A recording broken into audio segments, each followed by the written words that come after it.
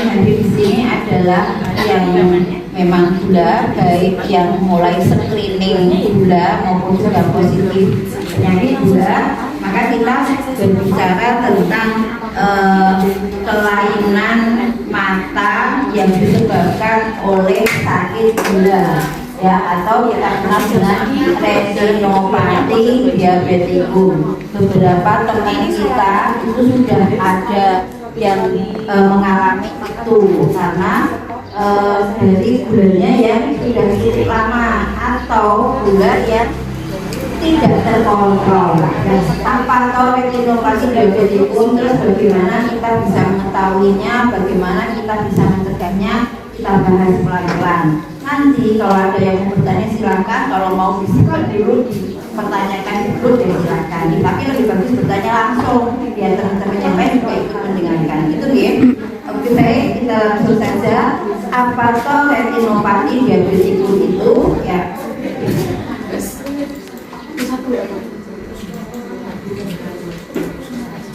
Wah, internetnya baru nggak mau, sebentar ya.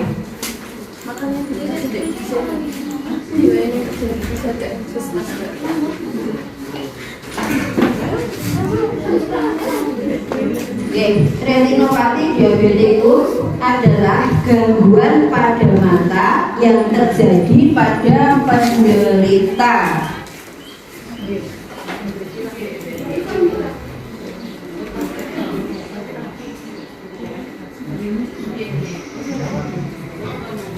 Ya, biasa ini retinopati diabetikum adalah gangguan pada mata yang terjadi pada penderita diabetes. Pada awalnya retinopati diabetikum seringkali hanya menunjukkan gejala ringan atau bahkan tidak bergejala sama sekali. Namun apabila tidak ditangani dapat menimbulkan kebutaan. Biasanya keluhannya itu dimulai dari buram, ya, buram. Jadi memang orang penyakit DM itu kalau gulanya meningkat biasanya ada keluhan buram bulu. Ya Pak ya, kok rasanya blawur kata orang Jawa, ya, bahasa Inggrisnya blawur, ya, jadi agak buram seperti ada kabut, ya. Nah kalau seperti itu ada dua hal. Yang pertama, kalau kabut itu hanya kabut saja, kita melihatnya kayak ada kabut buram saja, tidak ada yang lain. Itu ada dua hal. Awal dari retinopati atau yang kedua adalah awal dari katarak, ya.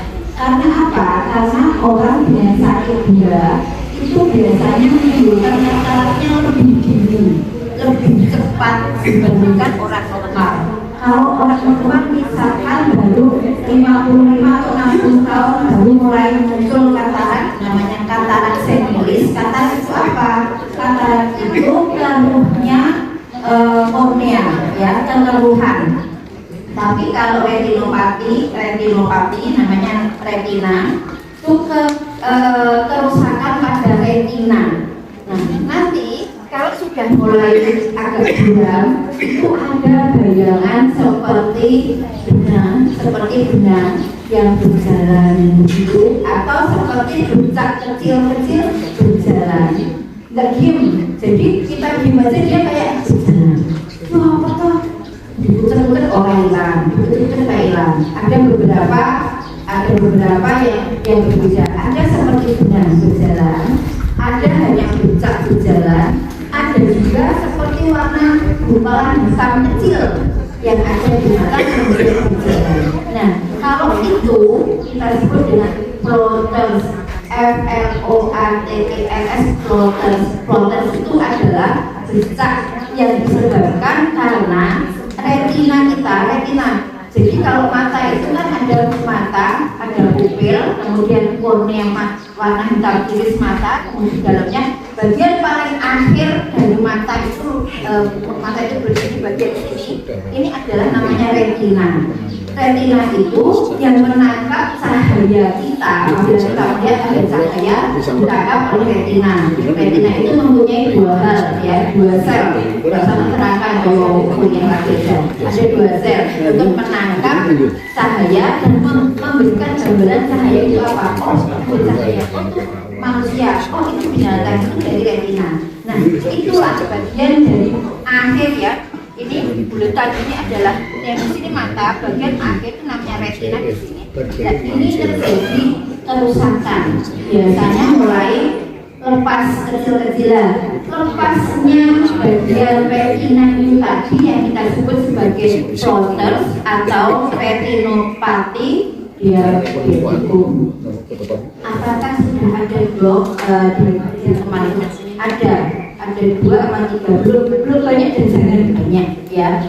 Kenapa kok biasanya disebabkan karena gulanya lama, gula lama dan tidak terkontrol. Kenapa? Pasti di atas normal dong. Kita sekarang mengacu pada gula darah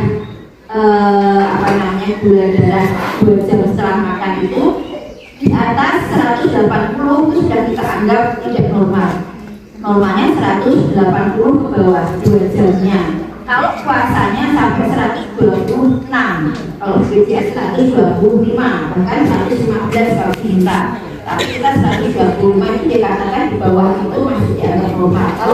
Kalau makan 2 jam habis makan harus di bawah 180. Kemudian nanti HbA1c-nya di bawah 6,5 ya. Jadi yang masih 7 ya sudah cukup aman, tapi diusahakan menurun lagi. Itu karena apa? Karena kalau gula kita tinggi terlalu lama, tidak turun-turun atau naik turun tak senang-senangnya sendiri, itu ada kekhawatiran bisa terjadi yang namanya retinopati diabetikum, yaitu retinanya mulai rusak dan ada lepas sehingga akan muncul bentak atau kayak benang, kayak salah satu benang yang berjalan di dalam mata kita.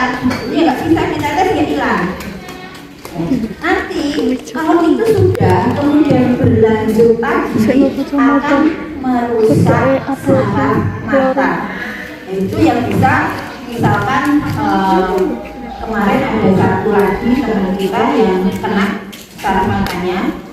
Saraf mata kena bukan hanya untuk penyakit diabetes saja, tapi juga bisa penyakit hipertensi. Yang teman kita kemarin hipertensi, karena tiba-tiba tensinya 210 per 110 tanpa disadari, sudah mulai kemudian melihat double.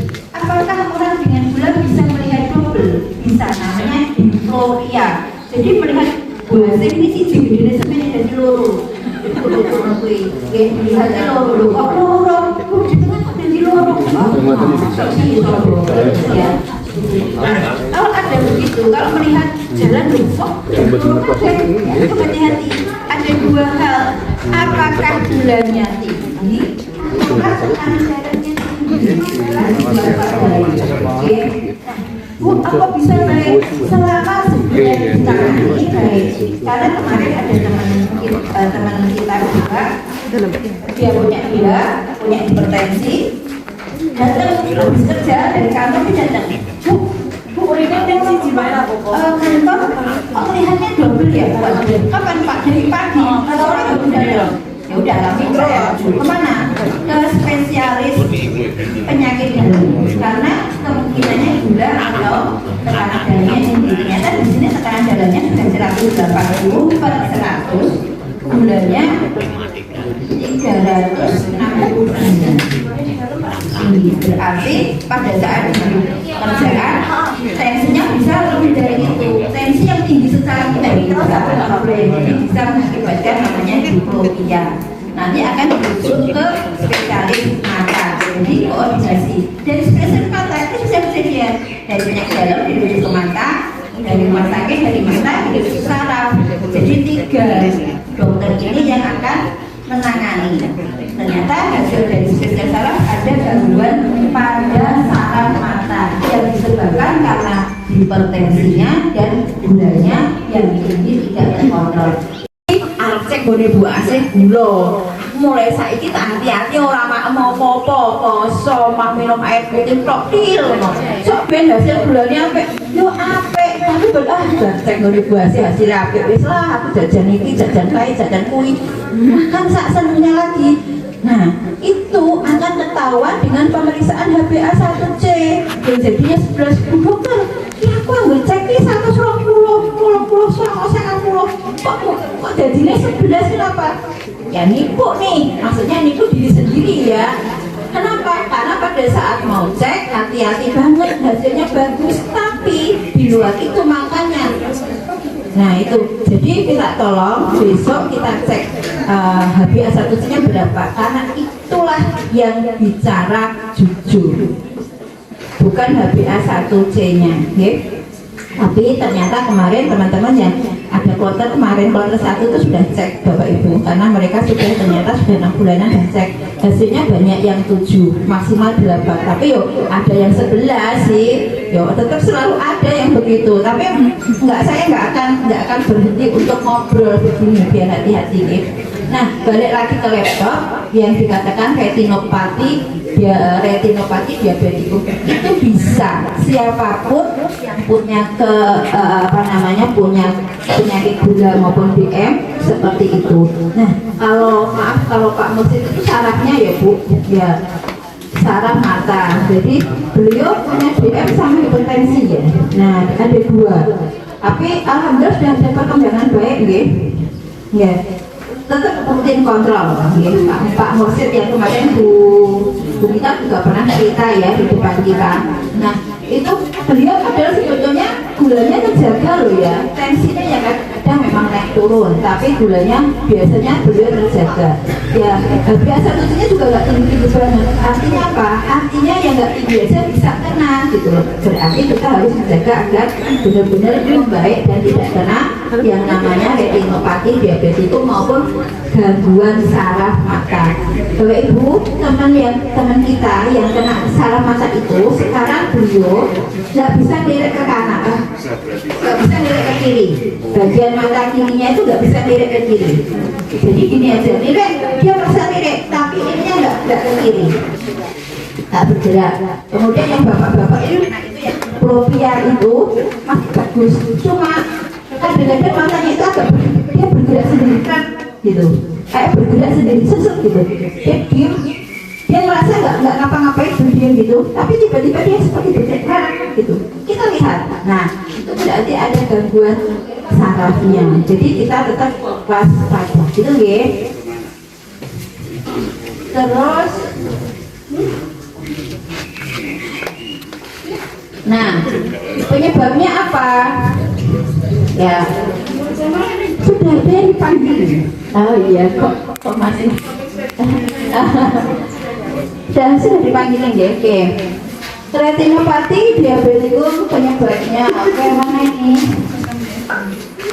Komplikasi dari penyakit diabetes disebabkan adanya penyumbatan pada pembuluh darah bagian retina.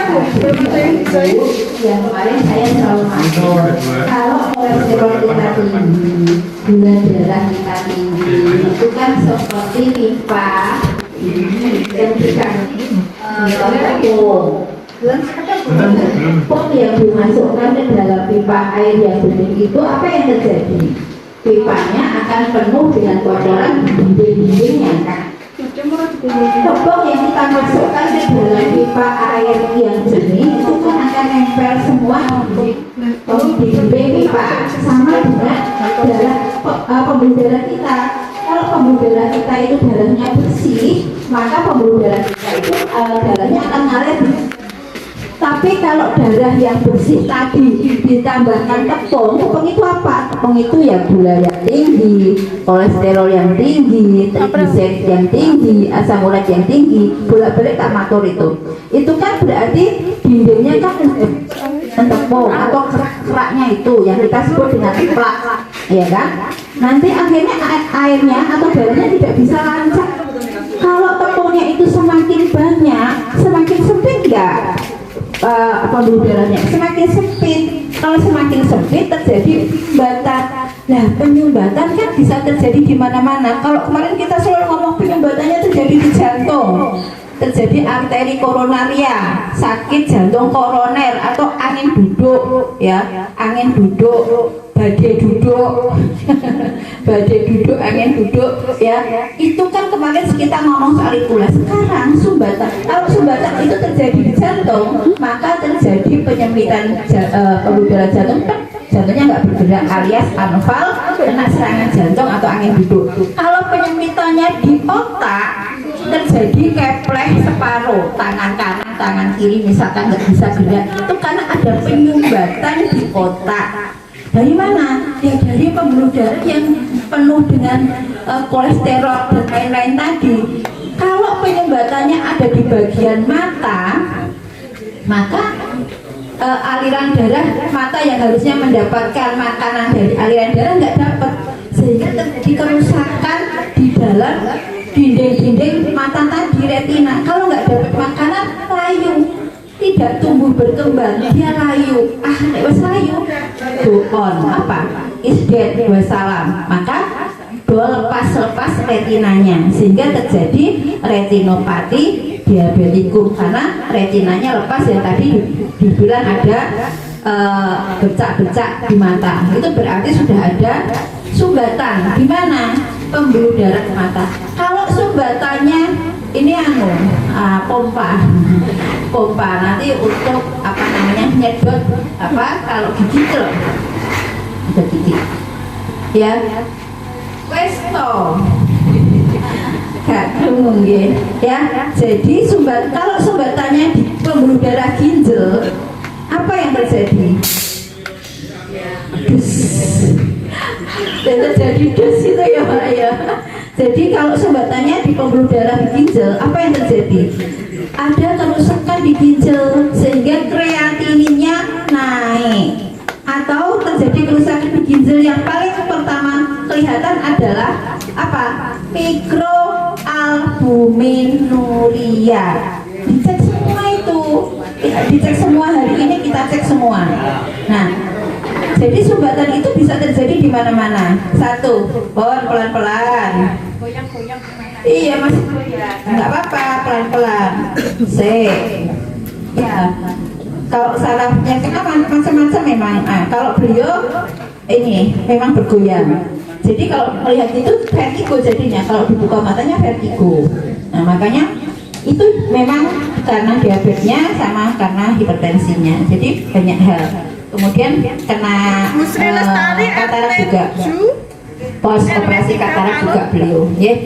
Nah, kan dimau. Ya jadi kalau pembuluh darah yang tersumbat itu di mana? Keluhannya ada di situ, bisa di jantung sehingga terjadi sumbat henti jantung, bisa di otak sehingga terjadi stroke. Stroke itu ada dua, yang sumbatan itu namanya stroke non hemoragik atau stroke karena sumbatan. Biasanya yaitu mulai ada tangannya lemah, ngangkat poporan diangkat poporannya. Tadi Bapak ngumpulin di plastik ya? Biar aliran darahnya lancar.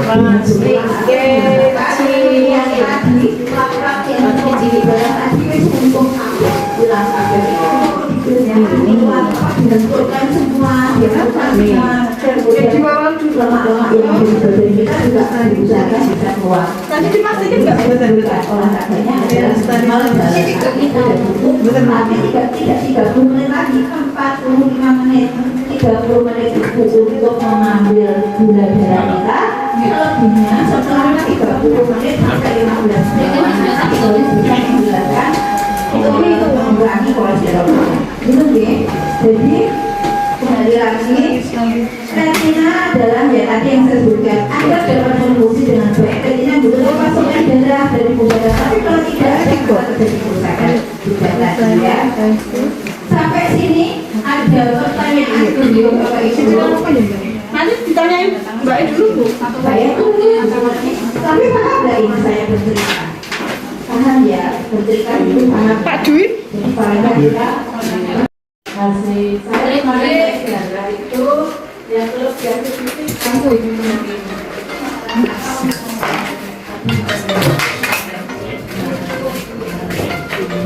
nah ini sudah pernah ya lupa di Ya, sudah sebetulnya, tapi nanti deh, ini ke arah retinopati dulu.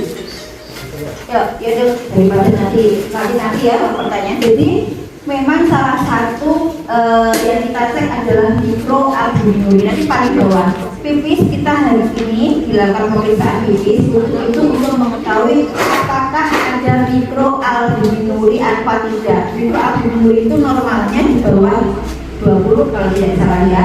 Nah, kalau sudah mulai naik berarti sudah mulai ada gangguan di ginjal. Bisa karena BH, bisa karena dari makanan kita, bisa karena mobil darah dan tensi kita yang tinggi terus, terutama gula darah, sehingga mengakibatkan kerusakan parenkim. Parenkim itu apa ya? Yang sel-sel ginjal, parenkim ginjal itu sel-sel ginjal itu mulai merusak, mulai berkurang fungsinya, bisa rusak kecil gitu.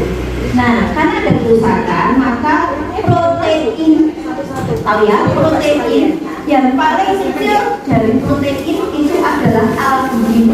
Itu harusnya tidak bisa keluar, karena penting, jadi itu keluar. Artinya sudah mulai kalau nah identitasnya itu berarti sudah mulai ada fungsi ginjal mulai berkurang. Jadi apa yang dikerjakan? Menormalkan tensi, menormalkan gula itu yang urgent, dan yang ketiga mengurangi asupan protein, terutama protein hewani. Kemudian itu kurangi proteinnya tuh bakso ini gitu ya. Itu yang semuanya, tapi karena semuanya itu dari situ juga mengurangi loh. Saya nggak bilang hentikan, mengurangi. Saya juga suka, saya juga bukan sampai mana-mana, makan sampai hanya pengen tapi dijaga. Oh belum tentu juga bulan sekali. Sekarang belum tapi saya nggak tahu. Bahkan anak saya nggak tahu sama sekali. Enak loh mbak, saya karena di rumah sakit itu banyak yang terus itu ya Bu, sudah ya. Oke, ada lagi, tadi mana yang mau tanya tadi Pak Prabuti. Oke, lanjut ya. Nah, kemudian faktor resiko itu faktor-faktor yang kemungkinan bisa mengakibatkan terjadinya penyakit retinopati. Apa faktornya? Semua penderita diabetes resiko terserang retinopati beresiko, tetapi resikonya akan lebih tinggi bila memiliki faktor resiko apa? Satu, ada kolesterol tinggi, kan? Ada kolesterol. Kita itu yang sudah kolesterol selain gula, tensi tinggi, kolesterol. Karena kolesterol itu penyebab paling banyak, penyebab utamanya ya. Kolesterol, kemudian tekanan darah tinggi, kemudian hamil, rokok, ada gula, ya, ada gula darah yang tinggi. Jadi itu yang pertama adalah kolesterol yang biasa. Kolesterol, tekanan darah tinggi, gula yang tinggi, kehamilan, kalau kehamilan beda lagi ya, kehamilan, kemudian rokok. Saya yakin bapak ibu sudah ada yang rokok ya, masih kan? Masih kan rokok? Nanti kalau pulang dari sini. Sekarang ada ya. Kalau pulang nanti baru mulai. Apakah boleh Bu? Silakan ya. Jadi kalau sehari habis wadah dikurangi. Jadi kalau rapat wadah, besoknya dikurangi jadi setengah wadah. Kemudian lama-lama boleh hanya taruh di sini. Saya sudah kasih dari selesai. Ya sekarang kalau saya taruh di sini, kemudian dicium. Dia selalu bawa saklar itu hanya untuk dicium. Dicium ini. Kenapa? Karena saya jempol beliau dia sekali berletak. Bukan jatuh. Orang kantor ada. Beliau sudah pasang rem 2. Dulu rokoknya satu hari bisa dilakukan. Jadi bagus. Tapi sekarang pasang rem sama sekali nggak berani rokok. Sampai ibunya sangat betul sekali jatuhnya. Dia tanya, siapa rokok sih itu orang enggak? Jadi berdua tak cium aja. kecil di klinik saya juga dengan satu jadi habis makan dia masih minum rokok ya jadi begitu. Oke, lanjut lagi. Nah, apa gejalanya? Gejala retinopati bebek itu penglihatan menurun secara bertahap. Tadi yang awalnya agak kabur-kabur, kemudian menurun, agak menurun. Oh, tambah kabur ya bu, oh tambah kabur ya bu. Tapi diperiksa dari apa? Maka ada tadi ada yang gejala. Itu kalau ada gejala, ada yang pas, ada yang pas. Kemudian berbincang pada penglihatan. Kemudian yang melayang pada penglihatan. Kemudian penglihatan terbayang dan nyeri pada mata.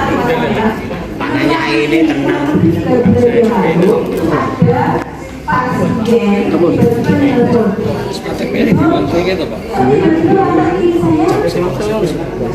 Itu dia. Jadi nggak bisa lihat mata saya normal, tapi tiba-tiba mata kalau mata kanan saya Terus numpak tapi dia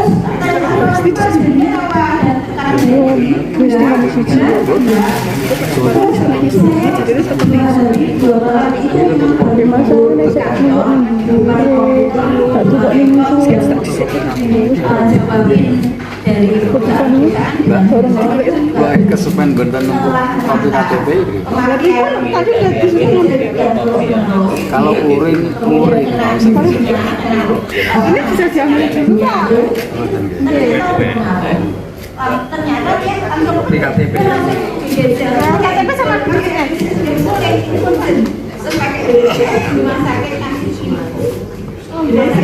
masuk, kemudian ternyata adalah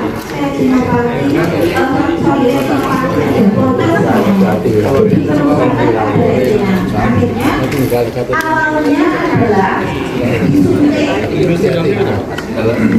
untuk menempelkan dari retina yang kan ada sekarang dan pasien kita adalah satu beliau siapa yang kemarin disuntik yang biasa cepat ya bu ya disuntik berapa 3 kali itu adalah awal retinopati waktu itu retinopati itu disuntik ada yang tiap 2 hari sekali disuntik ada yang 1 bulan sekali ada yang 4 hari sekali disuntik yang 1 minggu tujuannya apa? Tujuannya mempertahankan tombol rambutnya dokter silakan langsung saja. Jadi apa namanya disuntik tujuannya apa? Tujuannya biar retinanya Pak Dokter Yanto Pak Dokter Yanto yang tujuannya adalah biar retina yang sudah mulai ada yang lepas itu tidak banyak yang lepas jadi membaik lagi maka dikasih tekanan suntikan tapi kalau misalnya terpaksa ya dikasih kalau itu nggak berhasil ya jadi sudah ada teman kita nah yang pasien tadi yang telepon dia nggak punya hipertensi nggak punya GR tapi karena kelelahan yang banget kerusakan 2002 nggak berhenti lagi akhirnya dioperasi maka diberikan tekanan kemudian tidur tidak boleh posisi ini harus pinggir itu adalah karena banyak hal yang jelas aliran darah ke dalam mata yaitu ke dalam retinanya berkurang bisa karena tekanan darah tingginya bisa karena kolesterol yang tinggi jadi itu hati-hati okay? Terus selanjutnya berapa menit deh Kabun. kapan harus ke dokter? Kapan harus ke dokter? Ya, sudah kalau ada keluhan biasanya kalau saya floaters ada 2 Bapak Ibu ingat ya floaters ada 2 bentuk ada 2 bisa memang dari retina itu bisa karena usia kita usia di atas 50 itu bisa muncul ada apa ya memang ada kerusakan di retina tapi itu bukan karena dia bertensi dan dia tidak bergerak itu pasti aman ya jangan khawatir kalian itu tapi kalau yang bergerak kita dibaca loh kok koyono semut melaku melipat loh kok koyono cantik melaku melipat katanya gitu kalau kok koyono cantik melaku itu nah itu berarti yang perlu dilakukan dan harus Itu ya, jangan sampai telat. Kemudian, oke. Pada saat pemeriksaan dokter akan melihat tanda retinopati, pembuluh darah yang tidak normal. Jadi nanti akan diperiksa oleh spesialis mata di dalamnya seperti apa. Akan ditemukan pembuluh darah tidak normal, bengkak dan tumpukan darah atau lemak di retina. Kemarin Bu Desi, kemarin ada tumpukan darah ya. Beku lah, ada darah beku dan terus diambil dikasih hasilnya itu.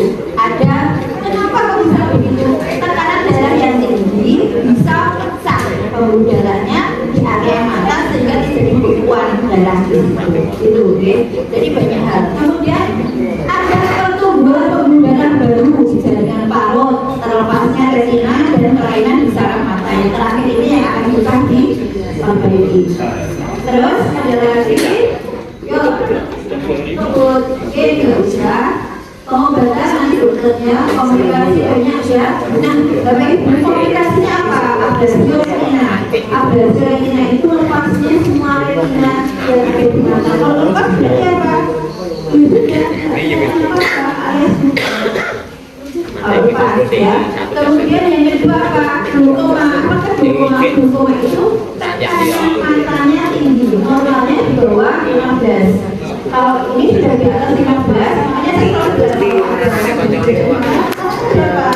kalau di rumah sakit mata masuk ke bagian pori mata itu pasti ada ruang sebelah barat kiri itu dicek semua namanya tekanan mata atau tonometri. Tapi kalau di rumah sakit yang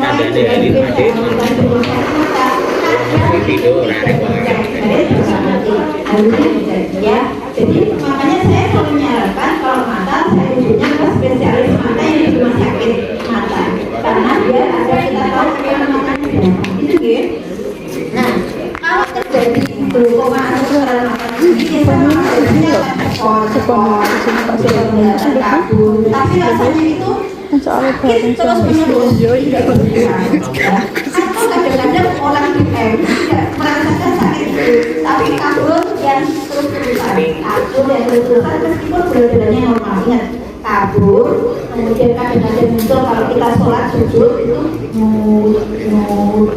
itu ya, terus tekanan darahnya atau gulanya tinggi. Ya, kontrol aja, nanti akan kita cek. Ada satu cek yang biasanya saya kerjakan, cuma merem, tapi nggak meremnya ada ngandang apa ya?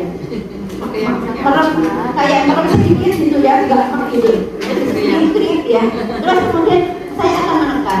Kita kalau sudah terbiasa, sudah berpuluh-puluh tahun dari dokter dan merasakan, kita akan tahu tinggi yang enggak, yang mana. Nah, kalau diginikan, itu akan terasa sekali, oh ini tinggi, saya harus rujuk ke spesialis mata. Tapi kalau diginikan aman ya, berarti aman. Nanti kalau gula darah tensinya turun biasanya normal kembali. Itu dia. Jadi kalau ada itu, datanglah. Akan saya screening namanya, akan saya lihat apakah betul kira-kira tonometrinya tinggi apa tidak. Karena pada orang dengan tekanan darah tinggi dan gula memang perlu waspada gitu. Kemudian selanjutnya adalah ya kalau sudah terlanjur semua ya terjadi percintaan. Bu, apakah sudah pernah ada? Sudah, yang pernah ada. Yang sampai buta. Tapi alhamdulillah yang sebenarnya hanya satu, yang satu masih bisa. Terus bisa diperbaiki kalau bisa.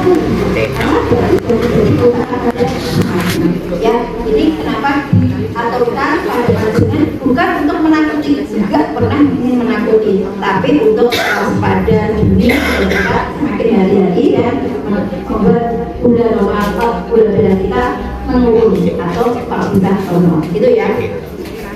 Kemudian pencegahannya yuk saiki nek wis kabeh ngerti cara mencegahnya kayak apa. Mencegahnya satu, pantau dan catat kadar gula dan tekanan darah kita tiap bulan. Kalau bisa tiap minggu, tapi kalau nggak bisa tiap bulan. Maka Bapak Ibu saya dan teman-teman di sini di tim saya itu punya bagian jelasnya catatan medis dengan tak suruh bikin tabel di mana nanti kita tahu tanggal sekian ada cek 6 bulanan itu seperti apa. Jadi kalau bilang, oh ini bagus nggak, kita punya data semua. Bilang seret, oh Pak apa ya misalkan Pak Sigit bulan ini 6 bulannya seperti ini, konsepnya sekian, kelihatan semua, kita punya datanya. Jadi kita tuh hati-hati banget. Jadi panjangnya data panjangnya itu sudah kita buat di catatan yang sebenarnya bagian belakang. Tidak tahu, oke? Kemudian konsumsi makanan dengan gizi lengkap, banyak asam dan sayur. Oke, Bapak Ibu perhatikan. Jadi sambil membersihkan, Bapak Ibu perhatikan untuk asupan buah dan sayur, ingat ya, tidak melulu orang yang tidak makan gula hanya makan buah dan sayur itu sehat, tidak. Jadi seimbang itu gula, kalau orang punya gula ya gula secukupnya dihitung, kemudian sayurnya, buahnya. Kenapa? Karena ada banyak terjadi benar-benar tidak makan gula hanya sayur saja, tapi sayur yang dimakan umurnya tinggi sehingga asam uratnya tinggi, asam urat tinggi yang lama menyebabkan ginjal kreatinnya tinggi, sehingga sejarahnya tidak banyak tuh lihat di TikTok, di Instagram, di Facebook, sosmed lah ada, wah saya gimana katanya harus makan sayur dan buah, saya tuh nggak makan nasi, nggak minum manis, makan saya hanya sayur dan buah, tapi kok saya malah kan gitu. Kenapa? Salahnya adalah sayur dan buahnya ya. Jadi Bapak Ibu yang sudah nanti perhatikan kreatin itu yang proses itu mau nggak ya?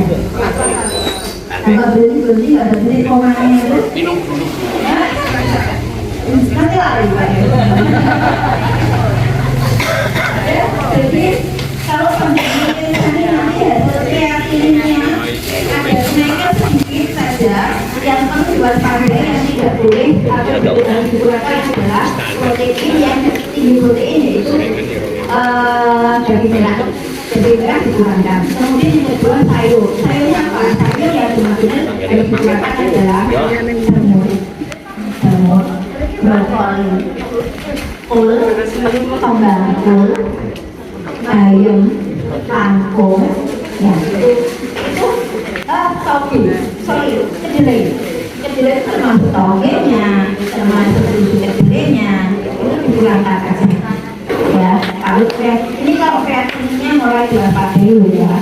Buahnya yang rendah apa? Buah yang rendah ya, yang boleh nanti silakan. Yang rendah itu durian, yang durian setahun sepisan. Kemudian Durian setahun pisan hanya. setahun pisan tongkol satu gunung ya, Konsume gitu. pengen 1 tahun sekali ya tak nyamplung gitu ya, tak nyamplung loh Pak, orang terlalu nyamplung loh, mantap itu tak nyamplung ya gitu loh. Oke, betul ya kan, betul tak gini itu dan gitu ya, nggak boleh durian. Kemudian nangka itu nggak boleh dulu ya, nangka karena asam uratnya tinggi. Nangka tahu boleh tapi harus yang lainnya boleh, tapi ya sak wajarnya. Karena kan saya masih tahu, saya bilang Bu, apakah boleh? Terus kan dulu sak gunung minum teh, dulu kalau itu loh, boleh yang selain yang paling aku yang pepaya kalau ini untuk orang boleh kreatif naik boleh pepaya, belum pepaya langsung ya gitu kita apa benar tahu simulasi itu di mana itu ya. Nah itu untuk saya berdua jadi saya kalau batasi asupan maksimum untuk berjalan olahraga yang sangat penting. Jadi kan saya kira dulu masih ada yang menanyakan. Oke. Enggak, Mak. Terima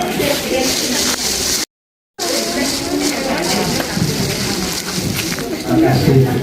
Kalau misalnya kita punya kolesterol tinggi, ada kolesterol tinggi itu, misalnya kita dibekam itu ada efek positifnya enggak? Terima kasih.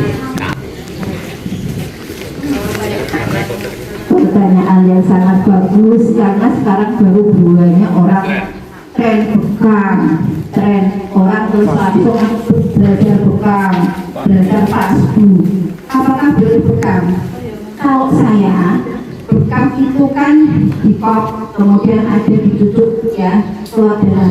Dan orang bilang, mereka bilang ini darah kotor, itu enggak ada, darah kotor itu enggak ada. Secara kesehatan murni itu tidak ada gejala yang semua zaman Rasulullah dilakukan. Itu berbeda pada zaman Rasul dengan sekarang, itu berbeda. Kalau sekarang ya nggak sampai itu bekam itu kan ditutup untuk mengeluarkan darah, dan katanya dari proses darah nggak pernah ada, darah kotor itu nggak pernah ada. Darah itu semuanya normal, steril dan baik. Ya, kenapa kok jadi enak?